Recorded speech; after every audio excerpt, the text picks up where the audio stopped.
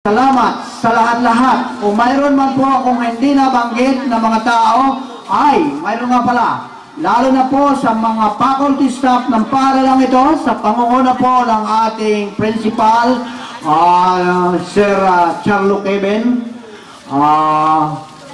Wala po siya dito, pero alam po niya ang event na ito. At bago po siya umalis, kanina ay kahapon, nag-usap po kami. Dahil sa rami po ng kanyang ginagawa, ay hindi po niya tayo nasamahan dito. Ang pinakamahalaga po rito, ang ating pong event, ang ating pong ginampanan na 2 araw na pagsasaya ay hindi po masasayang bagkus ito po ay maging daan. Pasimula o karagdagan ng mga nasimulan para sa atin pong hinaharap.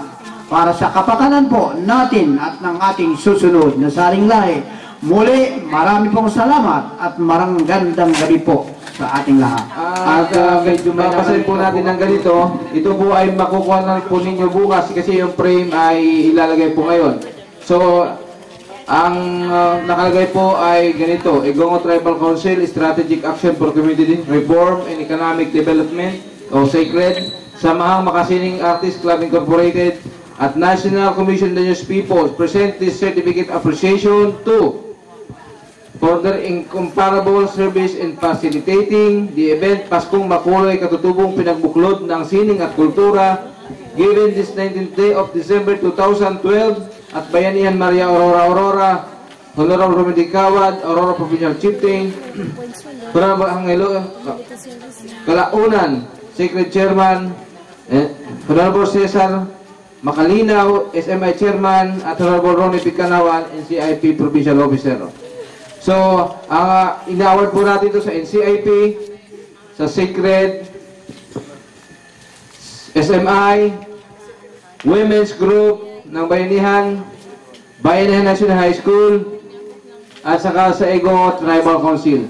So, ito po ay tatapos lang ngayon kasi po medyo mahirap magtali, hindi po namin natapos at medyo busy. Kunin din po nyo bukas ito. Maraming salamat po at magandang gabi. Sana po magkita-kita tayo muli sa isang taon na mas masaya at mas malaking ganitong pagtitipon. Sa lahat po ng nakiisa, sa lahat po ng sumuporta, sa lahat po ng aming mga kaibigan nandito, sa kay Amang Pinto, sa kanya pong may bahay, kay Professor Angelo, kay Engineer Ed, sa inyo pong lahat na nagpagal, naghirap sa mga makalalakihan, sa kababaihan, sa lahat po ng tumulong sa anumang paraan at sa nakipag-participate po sa mga laro at mga contest.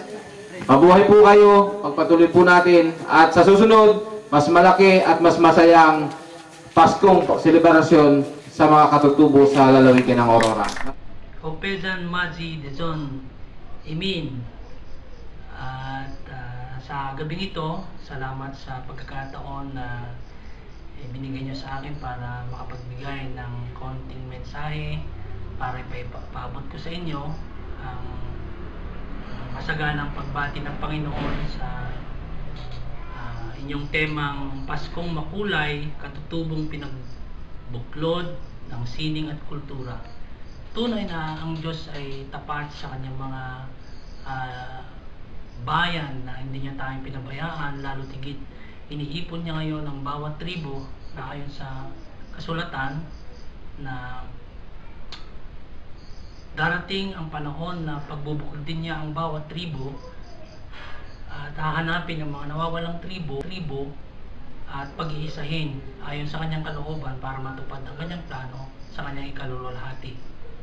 At ito'y napakagandang pribilehiyo na sa inyong bayan, sa inyong tribo na Ilonggot, na isa sa mga pinakamamahal ng Diyos, dahil dito ko natagpuan ng isang bagay na hanggang ngayon ay ang mga archaeologist ay hinahanap, subalit ito'y nahanapan namin kasama ang inyong lingkod, kasama ang mga researchers sa CLSU at mga nagtatrabaho sa gobyerno, at dito nahanapan ang isang kahoy na nakasulat sa 1 King chapter 10 verse 11 to 12 na ang kahoy na ito hindi na nahanapan mula noon hanggang ngayon, subalit ito ay na ilagay sa inyong ancestral domain, na ang tawag dito sa kahoy na ito ay almug.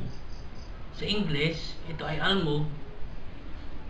Sa Tagalog, ito ay almasiga, na ang scientific name nito ay Agathis philippinensis, na ibig sabihin, dito lang sa atin mahanapan. At ang kahoy na ito ay napakahalaga sapagkat dito nakasalalay, matatagpuan yung mga tribo na hinahanap ng Diyos, na nung unang panahon, ito ay naitago, subalit sa ating kapanahunan, ito ay kanyang inihayag para mahanapan ang mga participate lalo tigit sa malaking festival.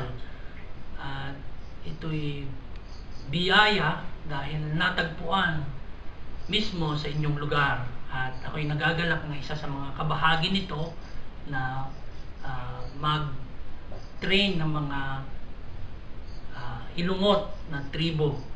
At ito ay maging blessing sa ating lahat sapagkat lahat ng tribo sa buong mundo ay makikipag-participate, subalit iilan lamang ang mapipili nito at isa kayo sa mga kabahagi para magamit sa darating na panahon.